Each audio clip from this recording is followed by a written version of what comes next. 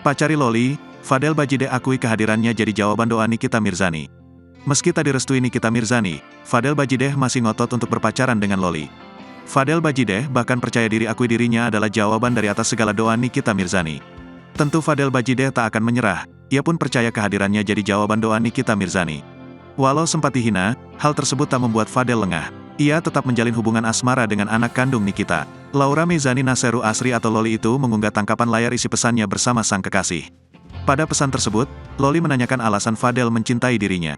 Cuman mau bilang, kita bertemu kita tertawa apapun itu gak ada kebetulan di dunia ini sayang. Aku datang karena doa dari ibu kamu. Ibu kamu ingin anaknya dapatkan yang terbaik apapun itu dari kehidupan. Jodoh, masa depan nah dari doa ibu kamu ke Allah. Allah mendengarkan dan akhirnya mengabulkan yaitu datangkannya aku ke kamu, kata Fadel Bajideh dikutip pada laman Instagram Loli, Rabu, tanggal 10 November tahun 2023. Lanjut penari asal Kupang tersebut, ia tak lagi marah dengan Nikita.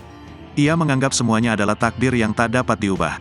Jadi aku udah gak marah lagi sama ibu kamu, aku tulus ikhlas apapun ibu kamu omong ke aku, kata Fadel. Di akhir percakapan itu, Fadel berjanji untuk akan membahagiakan Loli. Bahagiain kamu bikin seneng kamu, pungkasnya.